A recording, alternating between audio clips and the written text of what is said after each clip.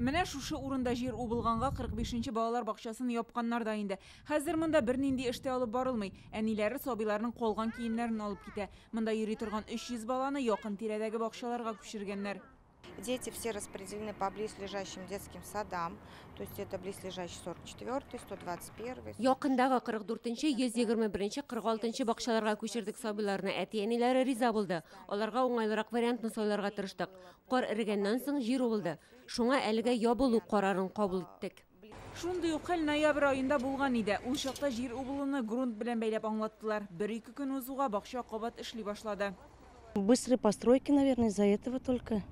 Тез-тезиләр шуңадыр инде җир тотрыклымы, юкмы тикшерергә тиеш булганнардыр бит. Җавапсыз карыйлар. Конечно, опасно, что? Куркыныч инде шуңа япканнардыр да дөрес эшлиләр. Безусловно, опасно. Это нужно. Балалар бакчасына эшләргә рөхсәт биргән инстанцияләргә мөрәҗәгать итәргә кирәк. Комиссия карарга тиеш бит.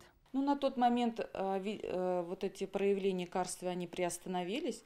Узган ел ахырында җир ишелү тукталган иде. Бәлки бу җир туңу белән дә бәйле булгандыр. Шуңа да ул чакта балалар бакчасы эшләде. Хәзер исә куркынычсызлык максатыннан ябу карары кабул ителде.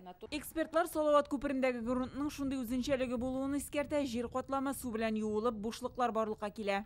Идет период активного снеготаяния, когда у нас земля... Кар эрегәндә мондый хәлләр күзәтелергә мөмкин. Сәбәбен ачыкларга кирәк. Монда төзелеш тә күп, грунтка басым арта, челтәрләрдән су агырга мөмкин. Анда ясалма сулык та бар. Аңа да йыгынтысы бардыр. Җентекләп тикшергә кирәк. Балалар бакчасы территориясын Татинвест граждан проект тикшерәчәк. Моңа 2 атналап вакыт кирәк булачак. Гөлназ Сайфетдинова, Алена Струминская, Данил Филатов, Яңа Гасыр каналы.